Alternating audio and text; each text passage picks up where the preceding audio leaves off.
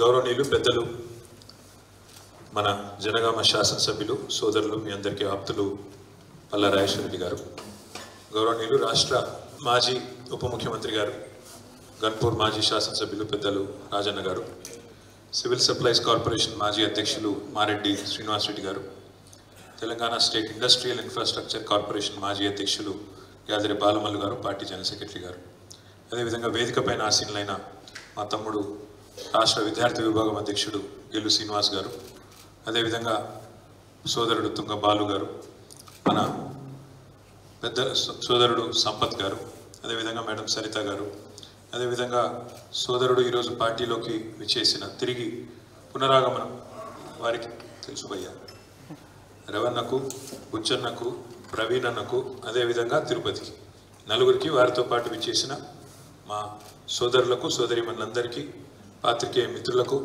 స్వాతంత్ర దినోత్సవం రోజు కూడా ఇంత ఓపికగా ఉన్న మా పాత్రికేయ మిత్రులకు పేరు పేరున అందరికీ కూడా హృదయపూర్వకంగా నమస్కారాలు, హృదయపూర్వకంగా ధన్యవాదాలు. ఈరోజు చాలా సంతోషంగా ఉంది, ఎందుకంటే మొదటిది స్టేషన్ గన్పూర్ నియోజకవర్గంలో నాకున్న అవగాహన మేరకు ఎందుకంటే మొన్న నేను ఢిల్లీలో కూడా అక్కడ సుప్రీంకోర్టు సీనియర్ లాయర్స్తో కూడా కలిసి వచ్చిన కూడా చెప్తా ఉన్నా, తప్పకుండా తొందరలోనే స్టేషన్ గన్పూర్లో ఉప ఎన్నిక వస్తుంది, తప్పకుండా అందులో మళ్ళీ తిరిగి రాజయ్య గారి గెలుపుకి ఈరోజు ఒక మొదటి అడుగు పడిందని నేనైతే అనుకుంటాను మనస్ఫూర్తిగా. ఎందుకంటే కేసీఆర్ గారు పార్లమెంట్ ఎన్నికల సందర్భంగా వచ్చినప్పుడే చెప్పినారు, గన్పూర్లో ఉప ఎన్నిక రావడము ఖాయం, తప్పకుండా మనం గెలవడం ఖాయం అన్న మాట చెప్పినారు. చెప్పిన దానికి అనుగుణంగానే నేను కూడా వ్యక్తిగతంగా అనుకునేది, హైకోర్టులో ఆల్రెడీ తీర్పు రిజర్వ్ చేసి పెట్టుకొని ఉన్నారు, అక్కడ సానుకూల ఫలితం వస్తుందని నేనైతే అనుకుంటా ఉన్నాను. ఎందుకంటే ఆశాభావం ఉంది, తప్పకుండా వస్తుంది. ఎందుకంటే అది ఓపెన్ వీళ్ళేమి దాచుకొని కూడా దాచుకుంటలేరు వాళ్ళు. ఇట్లా గెలిచిండ్రు, అందులో ఎంపీకి పోటీ చేస్తాను, ఇట్లా గెలిచిండ్రు, కండువాలు కప్పుకొని ఓపెన్గా కుల్లా ఇల్లు ఊరు తిరుగుకుంటా కాంగ్రెస్ పార్టీ కోటేమని తిరిగిండ్రు. కాబట్టి ఇంట్లో గెలిచిన వాళ్ళు అవతల పోయి మరి పార్టీ ఫిరాయింపులకు పాల్పడితే చట్టం చాలా క్లియర్గా ఉంది. మే 2023లో సుప్రీంకోర్టుకు సంబంధించిన రాజ్యాంగ ధర్మాసనం కూడా స్పష్టంగా తీర్పిచ్చింది. కాబట్టి తప్పకుండా హైకోర్టులో ఫలితం వస్తుందని నేనైతే ఆశాభావంతో ఉన్నా. అదేవిధంగా మిగతా ఎమ్మెల్యేల మీద కూడా కొంతమంది మీద, ముగ్గురు మీద వేసినాం ఇక్కడ హైకోర్టులో. మన కడియం శ్రీహరి గారు, అదేవిధంగా దానం నాగేందర్ గారు, తెల్లం వెంకట్రావు గారు, ముగ్గురు మీద ఆల్రెడీ హైకోర్టులో తీర్పు రిజర్వ్ ఉంది. మిగతా వాళ్ళ మీద సుప్రీంకోర్టు పోవాలనే ఆలోచన కూడా చేసినాం, మనం పోయి కలిసినాం ఢిల్లీలో. సీదా పోయి డైరెక్ట్గా సుప్రీంకోర్టులో వేద్దాం. ఇక్కడ స్పీకర్ గారు ఆయనకి ఇచ్చినా కూడా పిటిషన్లు ఏం చేస్తలేరు. కాబట్టి స్పీకర్ గారు జాప్యం చేస్తున్న విధానం కానీ, స్పీకర్ గారు కావాలని రాజకీయ పక్షపాత వైఖరి ఏదైతే అవలంబిస్తున్నారో వీటన్నిటి మీద అవసరమైతే నేరుగా సుప్రీంకోర్టుకే పోవాలనే నిర్ణయం కూడా తీసుకున్నాం. తప్పకుండా మీరు అది కూడా తొందరలోనే చూస్తారు. అందుకే ఒక మంచి శుభారంభం, స్టేషన్ గన్పూర్లో మంచి నాయకులు ఎవరైతే గతంలో దూరమైనవారో తిరిగి రావడం, నాకు తెలిసి అయితే గన్పూర్లో విజయ డంకా మోగించడానికి ఇది మంచి ముందడుగని మనస్ఫూర్తిగా అనుకుంటాను. ఇక రెండవది, కాలం చూస్తుంటేనే అయిపోతుంది, టైము తెలియకుండానే అయిపోతుంది. సరే, మనం పోయిన డిసెంబర్లో ఓడిపోయాం, డిసెంబర్ 3 నాడు ఫలితం వచ్చింది, మనం ఓడిపోయినాం. కొద్ది స్వల్ప తేడాతో ఓడిపోయినాం. పెద్ద మనకేదో శరాఘాతం లాగా పేద తలగకూడని చెప్పేదో మనకేం తలగలేదు. ఒకసారి దేశ రాజకీయం చూస్తే ఈరోజు 10 ఏళ్లకు మించి ఈ దేశంలో ఒక పార్టీ తిరిగి మళ్ళీ రావడం మూడోసారి కూడా అంటే కొంత కష్టతరమైన పని కానీ ఇవాళ రేపు కనబడతా ఉన్నది. అట్లాంటిది మనం 2014లో 63 సీట్లతో అధికారంలోకి వచ్చినాం. 18లో ఇంకొక 25 సీట్లు పెంచుకొని 88 సీట్లతో అధికారంలోకి వచ్చినాం. 2023లో కూడా నిజంగా చెప్పాలి అంటే మనకు జరిగిన ఓటమి పేద ఓటమి కాదు, 39 సీట్లలో గెలిచినాం మనం. 119లో 39 అంటే మూడో వంతు, 119లో 39. ఒక 14 సీట్లు జర్రలో పోయినాయి. 1100 ఓట్లతో జుక్కలు పోయింది, 1300 ఓట్లతో దేవరకద్ర పోయింది, అట్లా 3000 ఓట్లతో బోధన్ పోయింది, 3000 ఓట్లతో కాగజ్ నగర్ పోయింది, 3000 ఓట్లతోనే ఆదిలాబాద్ పోయింది. అట్లా 5000, 6000 లోపల పోయినాయి 14 సీట్లు ఉన్నాయి. అందులో మనం దబ్బన సగం గెలిచినా ఇలా కథ వేరే ఉంటుండే. ఇక దాని గురించి ఇప్పుడు అనుకోని లాభం లేదు, ఒలికిపోయిన పాలు కానీ అయిపోయింది. అయ్యో ఏమో జరిగిపోయిందని మనల్ని కొంతమంది బాధపడ్డారు, కొంతమంది బేజారైనరు, కొంతమంది ఆగమైనరు, కొంతమంది కాట కలిసింది. ఈ లోపల పార్లమెంట్ ఎలక్షన్ వచ్చింది. పార్లమెంట్ ఎలక్షన్ ఎందుకో ఈసారి మొత్తం మీరు ఒక్కసారి ఆలోచిస్తే జాగ్రత్తగా దేశవ్యాప్తంగా ఒకటే ట్రెండ్ ఉన్నది, కిందికి వెళ్ళి మీద దాకా. ఏం జరిగింది పార్లమెంట్లో? మోడీ ఇష్టం ఉంటే ఎన్డీఏకి, మోడీ ఇష్టం లేకపోతే ఇంకో కూటమికి అన్నట్టు 2 కూటమిల మధ్యలోనే నడిచింది. మధ్యలో ఏ కూటమిలో లేని వాళ్ళను ఏ పార్టీని కూడా దేశ ప్రజలు ఆదరించలేదు. ఉదాహరణకు మీరు చూస్తే పైన కాశ్మీర్ నుంచి కింద కన్యాకుమారి వరకు అదే ట్రెండ్ ఉన్నది. ఎట్లా అంటారా? పంజాబ్లో అకాలీదళ్ అనే పార్టీ ఉంటుంది. ఆ పార్టీ 2 కూటమిలో లేకుండే, అటు ఎన్డీఏలో లేదు, ఇండియాలో లేదు, వాళ్ళకి సీట్లు రాలే. పక్కకు వస్తే ఒరిస్సా, అక్కడ కూడా బిజు జనతాదళ్, వాళ్ళు కూడా 2 కూటమిలో లేకుండే, ఒక సీటు ఒకటే వచ్చినట్టుంది. అది కూడా ఒకటి వచ్చిందో రాలేదో, అది కూడా 5 సార్లు ముఖ్యమంత్రి నవీన్ పట్నాయక్ గారు, వాళ్ళకు కూడా రాలేదు. ఉత్తరప్రదేశ్లో మాయావతి గారి పార్టీ, పెద్ద పార్టీ బీఎస్పీ, వాళ్ళకు కూడా ఒక సీట్ రాలేదు, వాళ్ళు కూడా 2 కూటమిలు ఎక్కడ లేకుండే. ఇంకోది కిందికి వస్తే మనకు కూడా రాలేదు. కింద జగన్మోహన్ రెడ్డి గారు కూడా 2 కూటమిలు లేకుండే. కాకపోతే ఆయనకి ఏంటంటే అసెంబ్లీ ఎలక్షన్ కూడా కలిసి రావడంతో ఆయనకు ఒక 4 సీట్లు వచ్చినాయి పార్లమెంటు, అసెంబ్లీ మన 11 వచ్చినాయి. ఇంకోది కిందికి పోతే ఇంకా గమ్మత్తు, కేరళలో లెఫ్ట్ ఫ్రంట్ గవర్నమెంట్ ఉంది, ఆడ సిపిఎం గవర్నమెంటే ఉంది, ఎల్డిఎఫ్ అంటారు దాన్ని, లెఫ్ట్ డెమోక్రాటిక్ ఫ్రంట్. ఎక్కడైతే కేరళలో వాళ్ళ గవర్నమెంట్ ఉందో, ఎక్కడైతే కేరళలో సిపిఎం పార్టీ నాయకత్వం వహిస్తుందో ఆ గవర్నమెంట్కు, ఆ కేరళలోనేమో వాళ్ళ కూటమిలో లేరు, ఇండియా కూటమిలో చేరలే. వాళ్ళు చేరకపోతే అసలు కేరళలో వాళ్ళకి సీటే రాలేదు, 20 సీట్లలో 1 సీటు కూడా రాలేదు. కానీ పక్కకు తమిళనాడు ఉంటుంది, తమిళనాడులో సిపిఎం పార్టీ ఏమో ఇండియా కూటమిలో చేరింది. ఏ రాష్ట్రానికి ఆ రాష్ట్రం నిర్ణయం తీసుకున్నారు, కేరళ సిపిఎం చేరలే, తమిళనాడు సిపిఎం చేరింది. కేరళనేమో సీటు రాలేదు ఎక్కడైతే అధికారం ఉన్నారు. కానీ తమిళనాడులో చూస్తే 2 పార్లమెంట్ సీట్లు వచ్చినాయి సిపిఎం కూటమిలో చేరినాక. ఏం జరిగిందంటే దేశంలో నిట్ట నిలువున దేశం చీలింది. 294 ఒక దిక్కు, 239 ఒక దిక్కు వచ్చినాయి. మధ్యలో ఏ కూటమిలో లేని వాళ్ళు కేవలం 18 సీట్లే వచ్చినాయి. కాబట్టి మనం ఏదో పెద్ద బాధపడిపోయి ఏదో మనకేదో పెద్ద దెబ్బ తగిలింది బాధపడవలసిన అవసరం కానీ భయపడవలసిన అవసరం కానీ ఎంత మాత్రం లేదు. ఎందుకంటే ప్రజలు ఏదైతే కొంతమంది కాంగ్రెస్ చెప్పిన అడ్డగోలు హామీలు నమ్మి మోసపోయారు. అంటే మీరు గన్పూర్లో మోసపోలేదు, కానీ గన్పూర్లకు వేరే మోసం జరిగింది. గన్పూర్లో మోసపోయారు, మేము కూడా మోసపోయాం, అది కూడా చెప్తున్నాం ఇప్పుడు. కానీ ప్రజలు వరంగల్ జిల్లాలో జనగామ, గన్పూర్ కాకుండా మిగతా నియోజకవర్గాలు ఏవైతున్నాయో అక్కడ కాంగ్రెస్ అడ్డగోలు హామీలు నమ్మిరు. ఇది ఇస్తారట, అది ఇస్తారట, అట్లనట, ఇట్లనట. రేవంత్ రెడ్డి దముక్రమై తెచ్చుకోమంటుండు, ఏది 2 లక్షల రూపాయలు తెచ్చుకోమన్నాడు, ఏకకాలంలో మాఫీ చేస్తాడు, ఒక్కటే రోజు రాగానే సంతకం పెడతా అన్నాడు.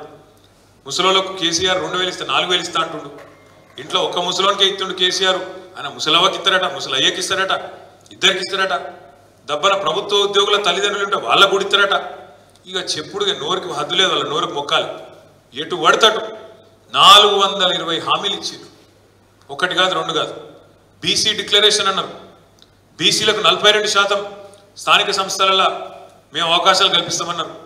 1,00,000 కోట్ల బడ్జెట్ ఇస్తాం బీసీలకు అన్నారు. ఎంబీసీలకు ప్రత్యేక మంత్రిత్వ శాఖ పెడతామన్నారు. ఇక వాళ్ళ నోటికి మొక్కలు అదే చెప్తున్నాను నేను. 420 హామీలు. ఎస్సీ డిక్లరేషన్ వేరు, ఎస్టీ డిక్లరేషన్ వేరు, బీసీ డిక్లరేషన్ వేరు, మహిళా డిక్లరేషన్ వేరు, యూత్ డిక్లరేషన్ వేరు, విద్యార్థి డిక్లరేషన్ వేరు. ఇవన్నీ ఓను మీదకెళ్ళి 6 గ్యారంటీలు అని చెప్పి ఆగమాగం చేసి మొత్తానికి అడ్డగోలు కథలు చెప్పి కొంతమందిని, ఎక్కువ మందిని కూడా కాదు, కొంతమంది ప్రజలను సక్సెస్ఫుల్గా మోసం చేయగలిగారు. కానీ ఆఖరికి చూస్తే ఫరక్ ఎంత మనకు వాళ్ళకు. మనకు 39 సీట్లు వచ్చినాయి, వాళ్ళకు 64 వచ్చినాయి. మనకు 37% ఓట్లు వస్తే వాళ్ళకి 38.5% ఓటు వచ్చింది. అంటే కేవలం 1.5% తేడా. మొత్తం రాష్ట్రంలో పోలైన ఓట్లలో చూస్తే 4 లక్షల ఓట్ల తేడా. అంతే, మొత్తం 4 కోట్ల జనాభాలో 4 లక్షల ఓట్ల తేడా. కాకపోతే ఇక ప్రజాస్వామ్యంలో 1 ఓటు ఎక్కువ వచ్చినా గెలిపే. వాళ్ళు గెలిచిండ్రు, కూర్చున్నారు. మరి చూస్తుంటేనే ఇప్పుడు 8 నెలలు నిండింది, 9వ నెల నడుస్తూనే ఉన్నది. మరి ఏం జరిగింది రాష్ట్రంలో 9 నెలల్లో కాంగ్రెస్ ప్రభుత్వ పాలనలో అంటే? కరెంటు మాయమైంది. రోజుకి ఎన్నిసార్లు కరెంటు పోతుందో లెక్క పెట్టుడు కూడా బంద్ చేశారు మనోళ్ళిగా. ఎందుకంటే కేసీఆర్ ఉన్నప్పుడేమో కరెంటు పోతే వార్త, ఇప్పుడు రేవంత్ రెడ్డి వచ్చినాక కరెంటు ఉంటే వార్త. ఎందుకంటే ఎన్నిసార్లు పోతుందో లెక్కనే లేదు. మోటార్లు కాలుడు మళ్ళీ చాలా అయింది, ట్రాన్స్ఫార్మర్లు వేలుడు చాలా అయింది. ఇంకా విచిత్రం, కొన్ని చూస్తే అయితే గమ్మత్ అనిపిస్తుంది. ఇదివరకు మనం 10 ఏళ్ళు లేకుంటే మా గవర్నమెంట్లో ఉన్నాం కదా. మరి ఇప్పుడు మొన్న నేను చూసిన సోషల్ మీడియాలో కరెంటు పోతుందని చెప్పి పాపం ఎవరో పెడతాను సోషల్ మీడియాలో.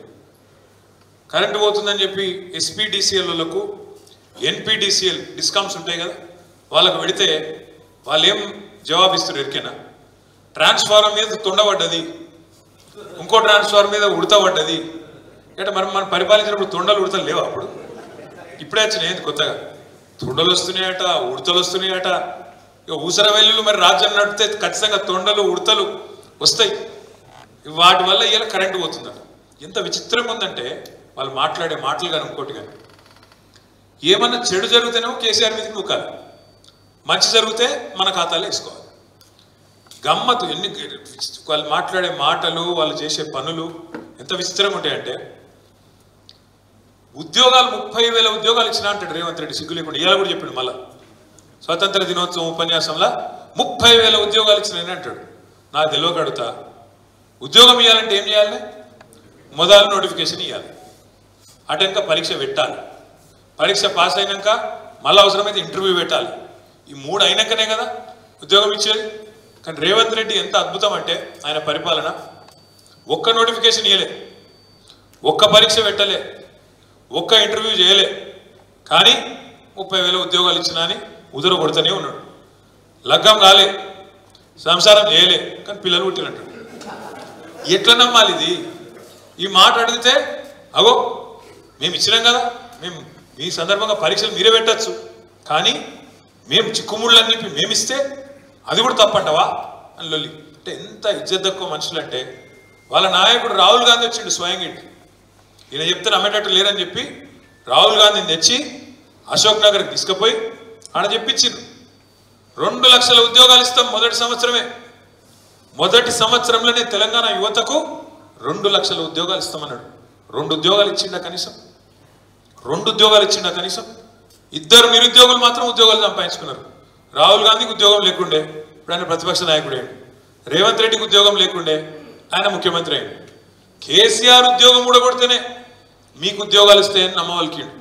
మరి ఏమాయ్ వచ్చినాయి ఆ ఉద్యోగాలు? అందుకే తెలంగాణ యువత ఇప్పుడిప్పుడే తెలుసుకుంటున్నది, అచ్చా వీళ్ళు ఇంత మోసగాళ్ళ, ఇంత అన్యాయం చేస్తారా అని చెప్పి ఇలా తెలంగాణ యువత మరల పడుతున్నది.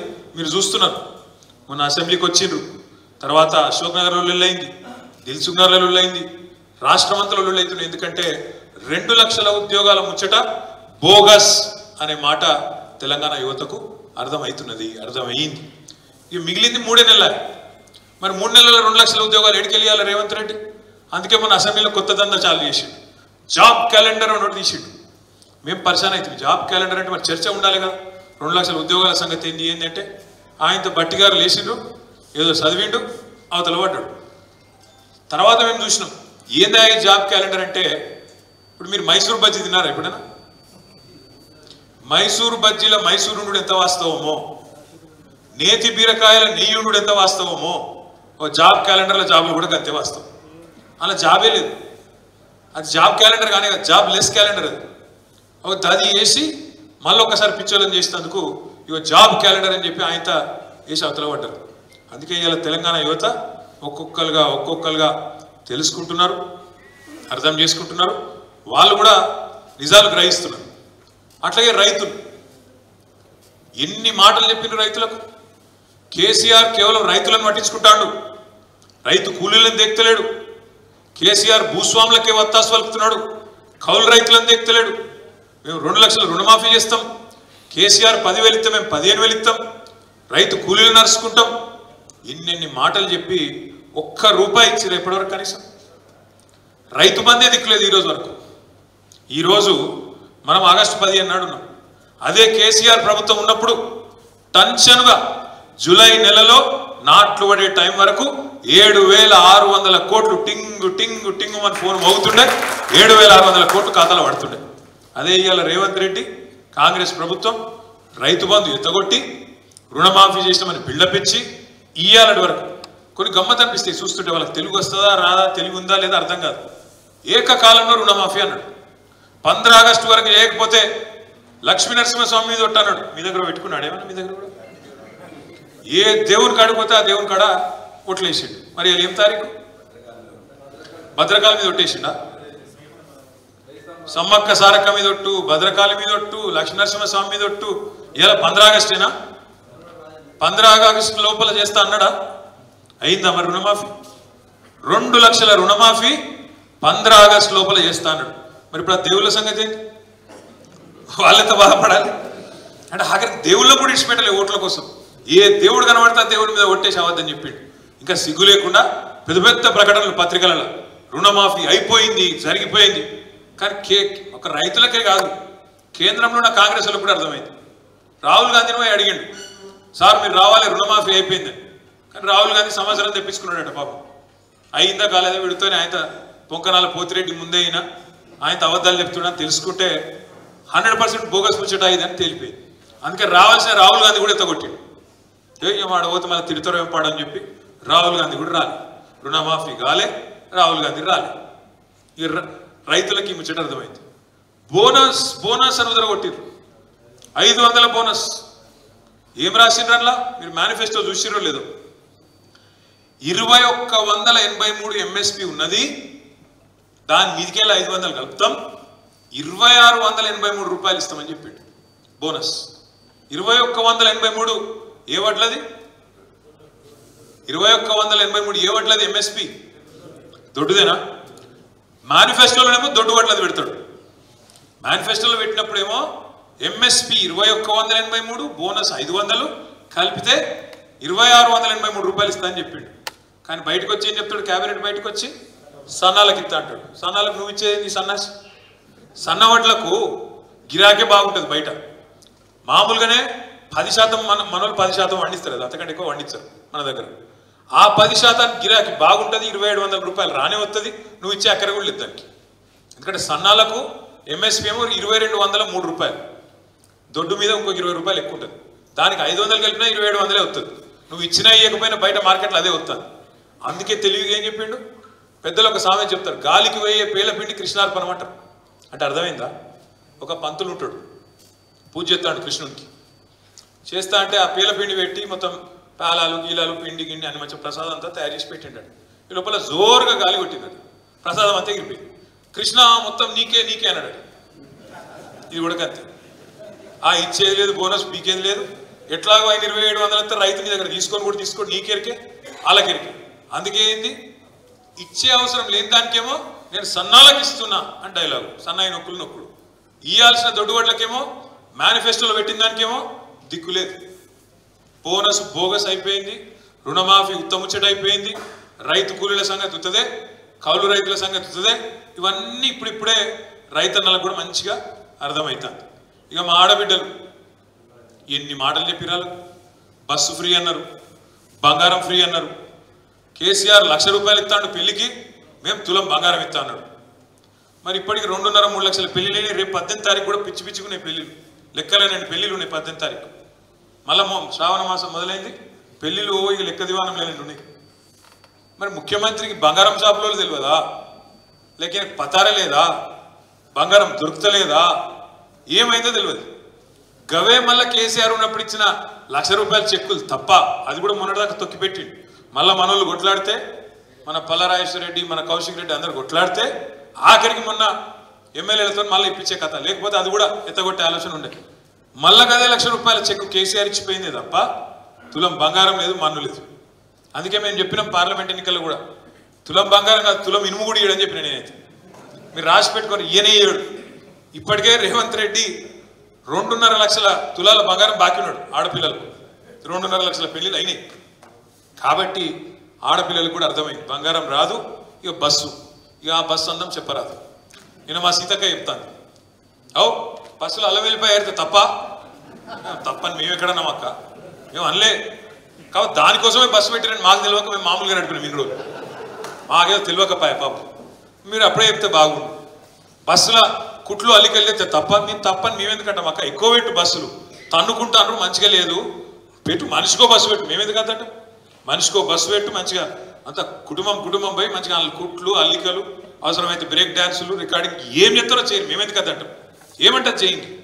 కానీ ఇట్లా ఈ రకంగా బస్సులలో కొట్టుకునే పరిస్థితి ఎప్పుడైనా ఉన్నారా? కేసీఆర్ ఉన్నప్పుడు సీట్ల కోసం కొట్టుకున్నాడు, సిగలు పట్టుకున్నాడు, గుద్దుకున్నాడు. ఎన్నెన్ని చూస్తున్నాం కొత్త కొత్తవి. బస్సు అన్నారు. ఇవాళ బస్సు పరిస్థితి ఎట్లుందో మీరే చూస్తున్నారు. ఆఖరికి ఆర్టీసీ కార్మికులు, డ్రైవర్లు, కండక్టర్లు వాళ్ళని ఎత్తిపట్టుకునే పరిస్థితి వచ్చింది. ఇక్కడ వాళ్ళ సీట్లకి వెళ్ళి నువ్వు కూడా కూర్చుంటారు. ఇవాళ ఈ పరిస్థితి బస్సు. అట్లా మహిళలకు కూడా ఇలా వ్యవహారం అర్థమైంది. ఇక ముసలోళ్ళని మోసం చేశారు. కేసీఆర్ 2000 ఇస్తాడు, 4000 ఇస్తున్నామని. మరి ఇవాళ 2000 4000 కాదు, ఆ ఉన్న 2000 2 నెలలకు కొట్టిరు, జనవరి నెలకు కొట్టిరు. ఇప్పుడు ఇక మనం ఆగస్టులో ఉన్నాం, ఇంకా జూలై జూన్ పింఛన్లు కూడా పడలేదు. కాబట్టి సమాజం మొత్తానికి అర్థమవుతుంది. ఈ అన్నిటికీ మించి మన మీద అప్పుడు మాటల దాడి ఏం చేశారండి? కుటుంబ పాలన అన్నారు. కుటుంబ పాలన ఎక్కడ చూసినా కేసీఆర్ కుటుంబమేనా?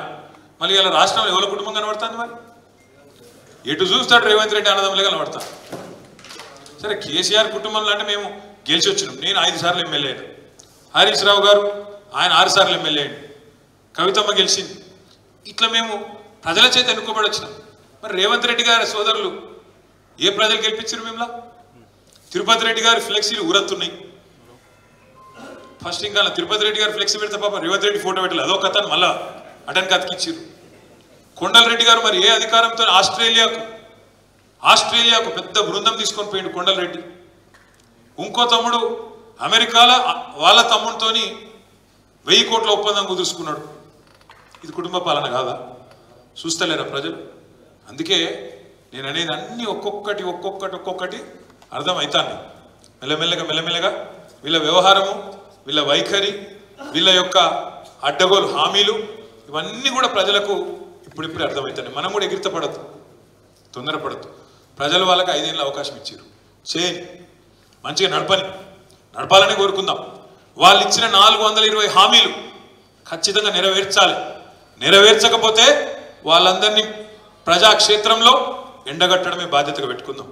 తప్పకుండా ఉప ఎన్నికలు వస్తాయి రాష్ట్రంలో, రాకుండా ఉండే ముచ్చటనే లేదు, బరాబర్ వస్తాయి.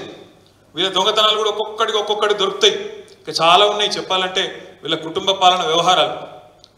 రేవంత్ రెడ్డి గారి బామ్మర్ది ఉంటాడు సృజన్ రెడ్డి అని, ఆయన కంపెనీకి మొన్ననే దాదాపు 1000 కోట్ల రూపాయల టెండర్ ఇచ్చింది అమృత్ అని. అమృత్ టెండర్లలో రేవంత్ రెడ్డి గారి బామ్మర్ది కంపెనీకే 1000 కోట్ల రూపాయల వరకు ఇచ్చారు. ఇక మరి ఇవన్నీ ఒక్కొక్కటి బయటకు వస్తాయి. ఒక్కొక్క మంత్రి, ముఖ్యమంత్రి వాళ్ళు చేస్తున్న పనులు ఇంకా మేము ఇంకేం మొదలు పెట్టలే. మేము కూడా ఒక 6 నెలలు తొందరపడద్దు సార్ చెప్పిండు మాకు, తొందరపడద్దు, మనం కూడా వెళ్తిపడ్డట్టు ఉంటుంది. సిద్ధాంతపరమైన విమర్శలు చేయండి, ఆలోచనలు చెప్పండి వాళ్ళకు. ఇప్పుడు మన ధరణి మీద పల్లరాజేశ్వరరెడ్డి మాట్లాడి డీటెయిల్గా చెప్పిండు ఎందుకు తెచ్చినాం ధరణి, అందులో ఏమైనా చిన్న తప్పులు ఉంటే సవరించండి, మాకు అభ్యంతరం లేదు, రైతులు రాజు చేసేందుకు తెచ్చినాం అని చెప్పి వివరంగా చెప్పిండు. అట్లే అసెంబ్లీలో మనం మీరు చూసిండ్రు, వాళ్ళు మనం తట్టుకునే పరిస్థితి లేదు అసెంబ్లీలో.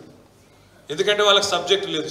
కేసీఆర్ గారు చెప్తారు చూడు, సరుకు లేదు, సబ్జెక్టు లేదు, బబ్రాజమానం భజ గోవిందం, లొల్లి లొడలొడ ఒర్రుడు, ఇష్టం వచ్చినట్టు బూతులు మాట్లాడాడు తప్ప గా అక్కలను ఎందుకు తిట్టాలి నాకు అర్థం కాదు. సవితక్క సునీతక్కని తిట్టుడు ఎందుకు? వాళ్ళని తిడతాడు. ఎందుకంటే సబ్జెక్ట్ చెప్తే సబ్జెక్టుగా ఆన్సర్ చెప్పే సత్తా లేదు సన్నాసికి.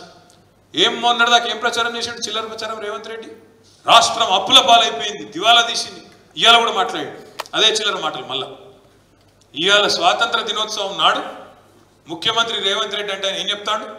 నేను ప్రపంచ బ్యాంకు దగ్గరకు పోయి ప్రపంచ బ్యాంకుకు మనం తాకట్టు పెట్టినా అని చెప్పాడు. చెప్పడంతో పాటు ఏం చెప్తాడు? పోయిన గవర్నమెంట్ మొత్తం దివాలా తీయించింది రాష్ట్రాన్ని, రాష్ట్రం ఎయిడ్స్ పేషెంట్ లెక్క అయిపోయింది, క్యాన్సర్ పేషెంట్ లెక్క అయిపోయింది. ఎవడన్నా ముఖ్యమంత్రి అంటాడు రాష్ట్రానికి ఇంత లేఖిగా మాట్లాడచ్చా? ఇంత చిల్లర మాటలు మాట్లాడచ్చా? నువ్వు ముఖ్యమంత్రివి, నువ్వు రాష్ట్రాన్ని తిడితే నీకు ఎట్లా వస్తాయి మరి పెట్టుబడులు? అందుకే వత్తలేవు కాబట్టి ఏం చేయాలి? వాళ్ళ తమ్ముతో సంతకం పెట్టుకొని బామ్మకి కాంట్రాక్ట్లు ఇచ్చి ఏదో తెచ్చినట్టు మళ్ళీ ఇక్కడికి వచ్చి పోజులు కొట్టాలి. పాత గోడకు కొత్త సున్నం వేసి నేను చేసినా అని చెప్పుకోవాలి. కాగ్నిజెంట్ అనే కంపెనీ, మీకు ఒక చిన్న ఉదాహరణ చెప్తాను. 2022లోనే ఒప్పందం చేసుకుంది మనతో. 2022లోనే కాగ్నిజెంట్ అనే కంపెనీ ఒప్పందం చేసుకున్నది. 15-16 వేల ఉద్యోగాలు మీ దగ్గర పెడతామని ఒప్పందం కూడా అయిపోయింది.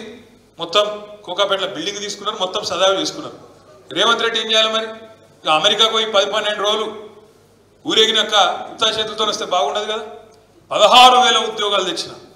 ఆ 16,000 ఉద్యోగాల కథ ఏంటంటే రేవంత్ రెడ్డి నిన్న దిగిండట, మొన్న ఒప్పందం చేసుకున్నాడట, నిన్న దిగిండట, ఇవాళ పోయి కంపెనీ చాలు చేసినట్టు. అడికి ఇంత వేగంగా మొన్న ఒప్పందం అవుతుంది, ఈ లోపల వాడు బిల్డింగ్ కట్టిండు, 16,000 మందిని పెట్టుకున్నాడు, నువ్వు దిగంగానే పోయి రిబ్బన్ కట్ చేసినావా? నమ్మేదానికి అందరం చెవిలో పూలు పెట్టుకున్నావా? నేనేమంటున్నా అంటే ఇటువంటి కథలు చెప్పుకుంటా పోతే ఇంకో 100 ఉన్నాయి. ఇట్లా మాయ మాటల మీద, స్టంట్ల మీద, పిఆర్ స్టంట్ల మీద ప్రభుత్వాన్ని ఎక్కువ రోజులు గుంజలేరు ఎవరైనా సరే. విషయం ప్రజలకు ఒక్కసారి అర్థమైనాక అడుగుడు మొదలు పెడతారు. మెల్లగా లేడీస్ మొదలు పెడతారు. ఏమాయ కొడుక, మాకు మహిళలందరికీ 2500 ఇస్తాను కదా, ఏమాయ ఎడవాయ అడుగుతారు. మెల్లగా మొదలవుతుంది. ఊళ్ళల్లో రేపు కడియం శ్రీహరో, కడియం కావ్యనో పోగానే ప్రజలు స్టేషన్ కన్పూర్లో కూడా అడుగుతారు, ఏమాయ తల్లి మరి రేవంత్ రెడ్డి ఏదో చెప్పిండు కదా ఏడవైందని అడుగుతారు. రైతులు మొదలవుతుంది. రుణమాఫీ కానోళ్ళు, ఏమాయ తమ్మి ఇప్పటిదాకా 30%కి అయింది, ఇంకా 70% సంగతి ఏంది, ఎప్పుడైతుంది? ముఖ్యమంత్రి అన్నాడు 15 ఆగస్టు చేస్తా అని, కాకపాయ కదా రైతులు అడుగుతారు. బోనస్ సంగతి ఏమాయ కొడుక అని అడుగుతారు. నిరుద్యోగ భృతి ఏమాయ అని అడుగుతారు. నేను మీ అందరినీ కోరేది ఒకటే, మనం కూడా కొద్దిగా టైం ఇవ్వాలి కదా గవర్నమెంట్కు. హెల్త్ పడద్దు కదా, తొందర పడద్దు కదా. తొందర పడితే అవో మీరు ఓర్చుకుంటలేరు, అక్కస్తో మాట్లాడుతున్నారు. మా ప్రభుత్వం కూసోలే ఇక టికాయించలే అప్పుడే అన్ని చేసేది ఉండేనా అని లొల్లి పెడతారని ఎరికే. మనం అడగలే వాళ్ళని. 100 రోజుల్లో 600 అయినా అన్ని అమలు చేస్తాను మనం చెప్పమలే. అయినా వాళ్ళు పోయి పొంకనాలు కొట్టేందుకు చెప్పిర్రు, మేము ఇది చేస్తాం అది చేస్తాం, 100 రోజుల్లోనే 6 గ్యారెంటీలు అమలు చేస్తాం అని నరికింది. 100 రోజులు వీకింది. ఇప్పుడు ఎన్ని రోజులు అయినా? 8 నెలలు అంటే 250 రోజులకు వచ్చింది. ఏమీ లేదు, అంతా అవుతుంది. డబ్బాల రాళ్ళే చూపినట్టు లోడ సప్పుడు, కేసీఆర్ని తిట్టుడు, తెల్లారులేస్తే లొల్లి పెట్టుడు, ఏమనంటే అప్పులపాలు చేసినాం. ఇంకొక మాట అప్పుల విషయంలో కూడా మీకు చెప్పాలి. మొన్న అసెంబ్లీలో ఎండగట్టినాం, మంచిగా చెప్పినాం. మీరు మాకు అప్పజెప్పిపోయినాడు 2014లో రాష్ట్రం, ఆనాడు రెవెన్యూ మిగులు ఉన్న రాష్ట్రం, రెవెన్యూ సర్ప్లస్ స్టేట్. ఆ రోజు ఎంతుండే రెవెన్యూ మిగులు? 300 చిల్లర కోట్లు ఉండే. మనం దిగిపోయినాడు 2023లో వీళ్ళకి అప్పజెప్పినాడు రెవెన్యూ సర్ప్లస్ స్టేట్ ఎంతుండే?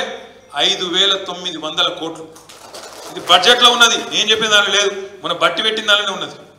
బట్టి గారు పెట్టిన దానిలో సోషియో ఎకనామిక్ అవుట్లుక్ అని పెట్టిండు, అందులోనే ఉన్నది. మేము మీ దగ్గర, మీ కాంగ్రెస్ పార్టీ దగ్గర మీరు రాష్ట్రాన్ని మాకు అప్పజెప్పినాడు రెవెన్యూ మిగులు 300 చిల్లర కోట్లు. మేము మీకు మళ్ళీ తిరిగి అప్పజెప్పినాడు 5900 కోట్లు. రెవెన్యూ సర్ప్లస్ అంటే ఏంది? అంటే అన్ని జీతాలు ఇయ్యంగా, అన్ని పెన్షన్లు ఇయ్యంగా, అన్ని మిత్తులు గట్టంగా, తెచ్చిన అప్పుల మీద మిత్తులు గట్టంగా ఇంకా మిగిలి ఉంటే రెవెన్యూ సర్ప్లస్ అంటారు. ఆ పరిస్థితిలో మీకు రాష్ట్రాన్ని అప్పచెప్పినాం. మీకు శాతగాక, నడపరాక, మీకు తెలివి లేక, మీకు ఏం చేయాలనో అర్థం కాక, ఇచ్చిన వాగ్దానాలతో ప్రజలు ఎక్కడ తంతరో అని భయమయ్యి ఇంకా కూడా కేసీఆర్ని బదనాం చేసి, కేసీఆర్ అప్లపాలు చేసిండు. ఎక్కడ అప్లపాలు చేసిండు? అప్లపాలు చేస్తే రెవెన్యూ సర్ప్లస్ స్టేట్ ఎట్లుంటుంది మీకు? ఇవన్నీ బయటపడతాయని చెప్పి నేను మాట్లాడినాక ఆ రోజు ఆయనతో ముఖ్యమంత్రి వచ్చి గిచ్చికాయం పెట్టుకొని ఆ అక్కలని 2 మాటలని ఇంకొక ఆయనతో ఎమ్మెల్యేతో మమ్మల్ని తిట్టిపించి బూతులు మాట్లాడించి ఈ చిల్లర పనులు చేసి ప్రజల దృష్టి మరల్చేందుకు ప్రయత్నం చేస్తూ ఉన్నారు. మనం చేయవలసిందల్లా ఒకటి, ఇంకా మనకు 4 ఏళ్ల కాలం ఉంది వచ్చే ఎలక్షన్కు. మనం చేయవలసింది వచ్చే జనరల్ ఎలక్షన్కు. మీకు ఉప ఎన్నిక వస్తుంది కానీ జనరల్ ఎలక్షన్ వచ్చేది నేను చెప్పేది. వచ్చే జనరల్ ఎలక్షన్ లోపల మనం చేయాల్సిందల్లా ఒకటి, మన కార్యకర్తలను, నాయకులను సుశిక్షితులైన సైనికులుగా తయారు చేసుకోవాలి. ఈ విషయాలన్నీ వాళ్ళకి చెప్పాలి. అదే ఉల్లిగడ్డ కదా ఎట్లయితే ఒక్కొక్క పొర విప్పి మంచిగా నీట్గా చేయొచ్చో అట్లా ఒక్కొక్క విషయం కాంగ్రెస్ చేస్తున్న చిల్లర ప్రచారం విషయంలో అబద్ధాలు ఎన్నైతే వాళ్ళు ఆడుతున్నారో ఇప్పి చెప్పాలి. శిక్షణ తరగతి ప్రారంభించుకుందాం. మనకు అన్ని జిల్లాల పార్టీ ఆఫీసులు ఉన్నాయి. ఇప్పుడు మీరు ఇక్కడ దాకా వచ్చే అక్కడ కూడా లేదు. జనగామ జిల్లా పార్టీ ఆఫీస్ మీకే ఉన్నది. బ్రహ్మాండంగా నడుపుకుందాం. అక్కడే శిక్షణ తరగతులు పెట్టుకుందాం. మన వాళ్ళను కొత్త పిల్లలు, కొంతమంది సీనియర్ నాయకులు పోతే పోయినరు, పెద్ద పదవులు చేసిన వాళ్ళు, ఉప ముఖ్యమంత్రి పదవులు చేసిన వాళ్ళు కూడా ఇవాళ వాళ్ళ బిడ్డకు ఎంపీ టికెట్ తీసుకొని కూడా పార్టీకి ద్రోహం చేసిపోయినారు. ఇంకొక ఆయన స్పీకర్ ఉండే, మంత్రి ఉండే, ఆయన వేయండు. ఇంకొక పెద్ద మనిషి 2 సార్లు రాజ్యసభ, ఆయన బిడ్డ మేయరు, ఆయన వేయండు. వీళ్ళందరూ పోయినా నాకైతే విశ్వాసం ఉంది. ప్రజల చైతన్యము, ప్రజల్లో ఉండే ఒక ఉత్సాహం చూస్తుంటే, మన కార్యకర్తల్లో ఉండే పోరాట పటిమ చూస్తుంటే నాకైతే సంపూర్ణ విశ్వాసం ఉంది. తప్పకుండా మళ్ళీ 4 ఏళ్ల తర్వాత వీళ్ళందరినీ ఎవరెవరైతే మోసం చేసిండ్రో ప్రజలే తీవ్రంగా గుణపాఠం చెప్తారు. ఇక వీడోడు కాయగూరలు ముచ్చట్లు చెప్పిన వాళ్ళు ఉంటారు కొంతమంది. అసలు టీఆర్ఎస్ పార్టీ ఉండదట అంటాడు. వాడు విలీనం అయిపోతుందట, అయిపోయిందట, మాట ముచ్చట అయిపోయిందట. ఇప్పుడు కవిత గారు జైల్లో ఉంది. నేను అన్నాను, పార్టీ వర్కింగ్ ప్రెసిడెంట్ను, మీదికెళ్ళి కవిత అన్నాను. మరి నేను పోయి ఢిల్లీలో లాయర్లను కలవద్దా, బెయిల్ ముచ్చట మాట్లాడద్దా, అవసరమైతే 4 రోజులు ఉండి ఏమవుతుందో విచారించొద్దా, అమ్మాయిని కలిసి ధైర్యం చెప్పొద్దా? గా పని మీద నేను పోతానట, వీడు బీజేపీలో కాలు మొక్కిండు, చీకట్ల బేరం చేసుకున్నాడు, మాకేం కర్మ? నిజంగా చీకట్ల బేరాలు చేసుకుంటే ఇలా కరెక్ట్గా 150 రోజులు కవిత జైలు ఉండి, కరెక్ట్గా మార్చి 15 నాడు అరెస్ట్ చేశారు. ఇలా 150 రోజులు. ఇలా మా ఇంట్లో ఆడబిడ్డ వీళ్ళందరి మాకు నిజంగానే వాళ్ళతో ఒప్పందం ఉంటే 150 రోజులు జైలు ఉంటుండేనా? నేను అడుగుతున్నా, మిమ్మల్ని ఒకసారి ఆలోచించండి. ఒక్క కాంగ్రెస్ వాడు జైలు ఉన్నాడే రోజు? ఎవరికి మరి ఒప్పందం లోపాయి కాదు, మనకా వాళ్ళకా? మన ఇంటి ఆడబిడ్డని జైల్లో పెడితే కూడా మనం కొట్లాడుతున్నాం. ఒప్పందం లేదు, మన్ను లేదు, విలీనం లేదు, ఏది లేదు. ప్రజల్లో లీనమై పనిచేద్దాం. ఇంకో 24 ఏళ్ళు నిండింది టీఆర్ఎస్, ఇంకో 24 ఏళ్ళు అవసరమైతే ఇంకో 50 ఏళ్ళు ఉండేటట్టు బ్రహ్మాండంగా తయారు చేసుకున్నాం. అడ్డమైన ప్రచారాలు, మనం మాయమైపోవాలని కోరుకుంటే వాళ్ళు చాలా మంది ఉన్నారు మార్కెట్లో. కేసీఆర్ పార్టీ పెట్టిన మొదటి రోజు నుంచి ఈ పార్టీ ఉండద్దు అని కోరుకున్న వాళ్ళు 7 మంది ఉన్నారు. ఒక్కడు కాదు, మనం ఉండద్దు, ఉంటే నడవది, వాళ్ళ కథలు వాళ్ళకి ఇరికే.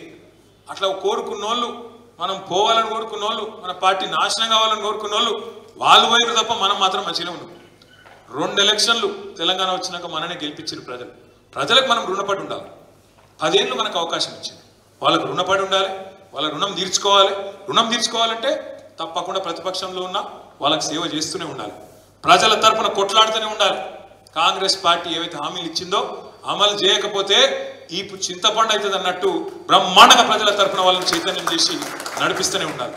తొందరలో పార్టీ కూడా కార్యక్రమాలు ఇస్తుంది. మనం ఆగినాం ఇన్ని రోజులు, ఎందుకంటే ఎగిరిత పడద్దు, తొందర పడద్దు, బాగుండదు అని ఆగినాం. కానీ నాకు తెలిసి రాబోయే కొద్ది రోజుల్లోనే మన పార్టీ పెద్దలు, మన అధ్యక్షులు కేసీఆర్ గారు కూడా నియోజకవర్గాల వారీగా అందరికి టైం ఇస్తా అని చెప్పారు. రాజన్న ఒక మాట అన్నాడు, మా గన్పూర్లను కలవాలని. ఫస్ట్ మీ గన్పూర్లను తీసుకుపోతా. ఆ మాట నేను ఇస్తున్నా.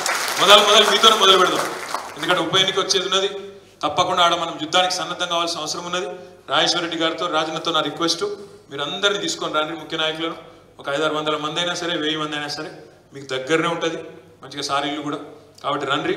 సార్ పొలం చూసినట్టు ఉంటుంది. అందులో కూడా ఏదో బంగారం దాచిపెట్టినట్టు చెప్పి ఇన్ని రోజులు. ఇలా అడవి చూస్తే మన వాళ్ళందరూ పశాన్ అవుతారు. గిల్లు ఉంటుడా కేసీఆర్. మరి ఇక ఎట్లుంటుంది కథ అంటే కొన్ని చెప్పుంటే సిగ్గుపోతే. ఏమన్నారే ప్రగతి భవన్ గురించి? అందులో బంగారం బాత్రూంలోనే అన్నారు. తర్వాత అందులో బుల్లెట్ ప్రూఫ్ ఇంకేదోనే అన్నారు. 150 రూమ్లునే అన్నారు. నేను మన బట్టి గారిని అడిగిన, అలానే ఉంటాడు ఆయన. అన్న మరి ఇన్ని రూమ్లునే జర చూపెట్టకపోయినా ఒకసారి అందరిని విషయాన్ని అడిగిన. ఏహే అని అవుతుంది. బంగారు బాత్రూమ్ ఏడునే చూపెట్టకపోయినావు అన్న నేను అసెంబ్లీలో అడిగిన. ఇక ముఖం ఇటు తిప్పుకొని అటు తిప్పుకొని అవతల పడుతుంది. అంటే ఎన్ని గలీజ్ ప్రచారాలు చేసారంటే, ఉన్నాయి లేనట్టు, లేని ఉన్నట్టు. ఒక్కటి కాదు, మా చెల్లె చెప్తుంది లంకె బిందెలని. ఎంత ఎట్లా తయారైనంటే, ఇదే రేవంత్ రెడ్డి, ఎవడో కాదు, ఇదే రేవంత్ రెడ్డి మన పాత సెక్రటరియట్ కులగొట్టి మంచిది కడదామనుకొని ఒకటి తెలంగాణ వచ్చింది. తెలంగాణకి ఇలా షాన్ లెక్క కట్టాలి ఒకటి. కేసీఆర్ గారు ఒక మంచి ఆలోచనతో, ఎందుకంటే గవర్నమెంట్ లెవెల్ పర్మనెంట్ కాదు. ఎవరో ఒకసారి ఒక అవకాశం ప్రజలు ఇస్తే, వాళ్ళు దయదలిస్తే మనం ఉంటాం. తెల్లారు ఇంకోళ్ళని ఆశీర్వదిస్తే వాళ్ళు వస్తారు. కాబట్టి ఒక సెక్రటేరియట్ అనేది రాష్ట్రానికి సంబంధించిన ఒక నిశాని మంచిగా కట్టాలని చెప్పి కేసీఆర్ గారు, ఇదివరకు గజిబిజి ఉంది, మంచిగా లేదు. ఒక ఫైర్ యాక్సిడెంట్ అయితే కూడా అలా ఈ ఫైర్ ఇంజన్ తిరిగేందుకు కూడా సందు లేదు, దానికి ఫైర్ సేఫ్టీ ఇది కూడా లేదని చెప్పి, క్లియరెన్స్ లేదని చెప్పి ఒక మంచి సెక్రటేరియట్ కట్టాలని చెప్పి దాన్ని పాత దాన్ని కూలగొట్టాడు. దాని మీద ఎన్ని తిట్లు. అందులోనట కింద లంకె బిందెలు ఉన్నాయి, నేల మాలిగలు ఉన్నాయి. పద్మనాభ స్వామి గుడి, అనంత పద్మనాభ స్వామి గుడి కింద కేరళలో ఎట్లయితే ఉండేనో అట్లున్నాయి. కేసీఆర్ ప్రగతి భవన్కి వెళ్ళి కింద సొరంగం తవ్వి అలాగే పైసలన్నీ ఎత్తుకపోయినట్టు రేవంత్ రెడ్డి. నేను చెప్పేది కథ కాదు, ఇది అన్నాడు. అప్పుడు మరి మెదడు మోకాళ్ళలో ఉండేనా ఏడున్నా తెలియదు కానీ రేవంత్ రెడ్డి, ఇదే రేవంత్ రెడ్డి కేసీఆర్ పోయి సొరంగం తవ్వుకొని కిందికెళ్ళి పైసలు ఎత్తుకుపోయినా అన్నాడు. ఏమన్నా పిచ్చోడనన్నా మంచోడనన్నా సరే అయిపోయింది. ప్రజలు అసంటోనే గెలిపించారు. ఇలా ఆయన ముఖ్యమంత్రి అయ్యిండు. ముఖ్యమంత్రి అయినాక ఆయనకి సోయికి వచ్చింది. ఇక నేను లంకె బిందులు ఉంటాయి అనుకొని వచ్చిన, ఇక్కడ లేవు అని ఇప్పుడు బాధపడతాడు. రేవంత్ రెడ్డి గారికి నేను చెప్పేది ఒకటే, మంది చేసిన పని క్రెడిట్ కొట్టుడు అలకట్ పని. కేసీఆర్ ఉద్యోగాలు ఇస్తే నేను ఇచ్చినా అని చెప్పుకున్నాడు అలకట్ పని. ఇలా పోయి ఖమ్మంలో స్పీచ్ కొడతాడు రేవంత్ రెడ్డి గారు. కేసీఆర్ కంప్లీట్ చేసిన ప్రాజెక్టు సీతారామ ప్రాజెక్టు. ఆ సీతారామ ప్రాజెక్టు 10 లక్షల ఎకరాలకు నీళ్ళు ఇచ్చే ప్రాజెక్టుకు ఇలా ఈయన పోయి రిబ్బన్ కటింగ్ చేసి ఈయననే చేసినా అని చెప్పుకుంటాడు. ప్రజలకు అన్నీ తెలుసు, ప్రజలకంతా తెలియకుంటున్నారని మీరు అనుకుంటే మీరు అమాయకులు.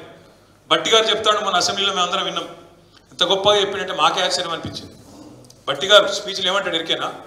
సీతారామ ప్రాజెక్టు మీరు ఇట్లా ఇడిచిపెట్టిపోయినరు, మా ముఖ్యమంత్రి మేము ఖమ్మంలో రివ్యూ పెట్టి అధికారులను మాట్లాడి ఎన్ని పైసలు కావాలరా బాబు అంటే 75 కోట్లు ఇవ్వమన్నారు.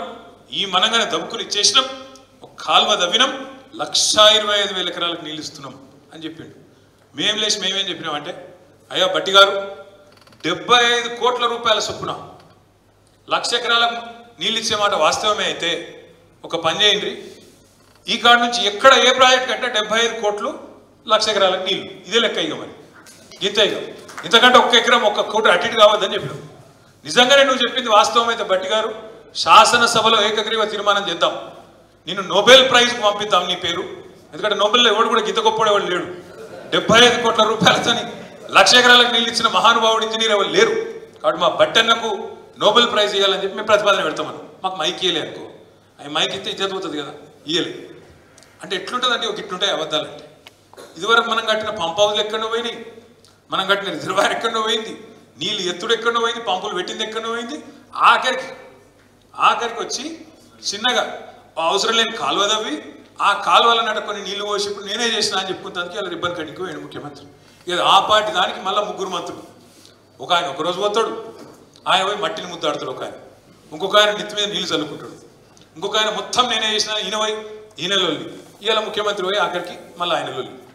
ఈ పిఆర్ స్టంట్లతోని ఈ డ్రామాలతోని ప్రజలను ఎక్కువ రోజులు పిచ్చోళ్ళని చేయలేరు, కన్ఫ్యూజ్ చేయలేరు. ప్రజల అమాయకులను మీరు అనుకుంటాను కాదు, ప్రజలకు అన్నీ తెలుసు, అన్ని వాళ్ళ అనుభవాలు ఉన్నాయి. అందుకే మన గణపురంలో కూడా ఆగమయ్యేది లేదు, తొందరపడేది లేదు. రాజన్నతో కూడా నా ప్రార్థన, దయచేసి మీరు పలరాజేశ్వరరెడ్డి అనుకొని గ్రామ కమిటీల నుంచి మండల కమిటీల నుంచి మొత్తం పటిష్టంగా పునర్నిర్మాణం చేయండి. ఎందుకంటే ఎన్నిక రాబోతున్నది, బ్రహ్మాండంగా పునర్నిర్మాణం చేయండి. కొత్త పాత అనే పంచాయతీ లేకుండా గట్టి వాళ్ళను ఉరుకులాడేటోళ్ళను ప్రభుత్వంతో కొట్లాడే సత్తా ఉన్న వాళ్ళందరినీ మంచిగా కలిసికట్టుగా టీంలు చేయండి, బ్రహ్మాండమైన నిర్మాణం చేయండి. నెంబర్ 1. నెంబర్ 2, నేను మీకు ఇప్పుడే చెప్పినట్టు మొట్టమొదలు మనమే సమావేశం అవుదాం కేసీఆర్ గారితో.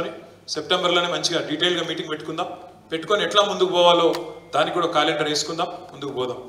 3వది శిక్షణా తరగతులు కూడా తప్పకుండా పార్టీ క్యాడర్కి పెట్టుకోవడంతో పాటు ప్రభుత్వం చేస్తున్న మోసాలు, ప్రభుత్వం ప్రచారం చేస్తున్న పచ్చి అబద్ధాలు, ప్రభుత్వం ఏ రకంగా 420 హామీలు ఇచ్చి కాంగ్రెస్ పార్టీ ఇవాళ ఒక్కొక్క వర్గాన్ని ఎట్లా మోసం చేస్తుందో ఇవన్నీ కూడా ఎండగడదాం. మరొక వైపు స్థానిక సంస్థల ఎన్నికలు కూడా రాబోతా ఉన్నాయని చెప్తున్నారు. సరే, వీళ్ళు మోసగాళ్ళు. ఏం చెప్పిండ్రు వీళ్ళు? స్థానిక సంస్థల్లో బీసీలకు 42% రిజర్వేషన్ ఇస్తామన్నారు. నేను ఈరోజు చెప్తున్నా, మీరు రాసి పెట్టుకోండి. బీసీ డిక్లరేషన్లో చెప్పిండు రేవంత్ రెడ్డి 42% రిజర్వేషన్లు ఇచ్చినాకనే ఎన్నికలు పెడతా అన్నాడు. నేను ఇయ్యాల చెప్తున్నా, ఏ మాత్రం రిజర్వేషన్ పెంచకుండానే ఎలక్షన్ పోతాడు. మీరు యాద పెట్టుకోండి. ఎందుకంటే మోసం చేయడం కాంగ్రెస్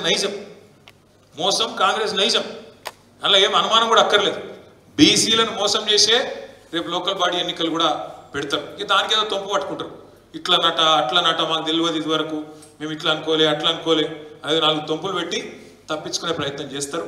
స్థానిక సంస్థల ఎలక్షన్ కూడా మనం ప్రిపేర్ కావాల్సిన అవసరం ఉన్నది. జెడ్పీటీసీలు కానీ, ఎంపీటీసీలు కానీ, సర్పంచులు కానీ, ఇంకో 3-4 నెలలు పోతే కౌన్సిలర్ ఎలక్షన్స్ కానీ వరుసగా వస్తాయి. మనం సిద్ధం కావాలి, కొట్లాడాలి. ఇక బీజేపీ వాళ్ళ భాగవతం కూడా మననే బయటపడ్డది అసెంబ్లీలో. వీళ్ళు పూర్తిగా కాంగ్రెస్కు అనుకూలంగానే ఉన్నారు. ఉన్న బీజేపీ ఎమ్మెల్యేలు 5-6 ఎవరైతే ఉన్నారో తలా ఓ దారి, ఒక ఆయన అటు పోతే ఒక ఆయన ఇటు పోతాడు. అసెంబ్లీలో ఒక దారి లేదు, ఒక దిశానిర్దేశం లేదు. ఇంకోటి బీజేపీ విషయం కూడా రాష్ట్ర ప్రజలకు కూడా అర్థమైంది. మన కేంద్ర బడ్జెట్లో మనకు వచ్చింది 0. ప్లస్ ఇక్కడున్న బీజేపీ వాళ్ళు కాంగ్రెస్ కనుసన్నలనే పనిచేస్తున్నారు, రేవంత్ రెడ్డి కనుసన్నలనే పనిచేస్తున్నారు అనే విషయం కూడా స్పష్టంగా అర్థమైంది. కాబట్టి మనం ప్రజల్లోకి ప్రధాన ప్రతిపక్షంగా పోవాలి, పునర్నిర్మాణం చేసుకోవాలి. ప్రతి అంశం ప్రజలకు అరటి పండు వచ్చినట్టు మంచిగా పూసగుచ్చినట్టు చెప్పాలి. మనకు కావాల్సినంత టైం ఉంది, తొందర ఏం లేదు, కావాల్సినంత టైం ఉంది. మీరు కూడా ఎవ్వరు ఎగిరితపడకుండా మంచిగా పార్టీ పదవులు తీసుకోండి, చక్కగా కష్టపడదాం. 4 ఏళ్ళు ఎన్ని రకాలుగా కష్టం చేయాలో అన్ని రకాలుగా కష్టం చేద్దాం. రాజేశ్వరరెడ్డి అన్న ఒక మాట అన్నాడు, మీరు ఎప్పుడు పిలిచినా రావాలి, మాకు అండగా ఉండాలన్నాడు.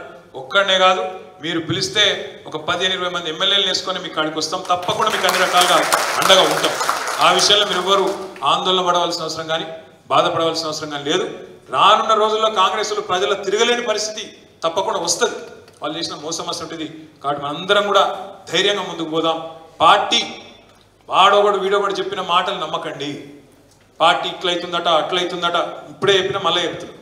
సార్ ఎంత స్పష్టంగా ఉన్నాడంటే ఇంకొక 25 ఏళ్ళు కాదు ఇంకొక 50 ఏళ్ళు పార్టీ పటిష్టంగా ఉండేటట్టు నిర్మాణం చేయాలనే ఆలోచనతో ఉన్నాం. తప్పకుండా ఆ దిశగా ఇంకా కొన్ని కార్యక్రమాలు కూడా మీరు భవిష్యత్తులో చూస్తారు.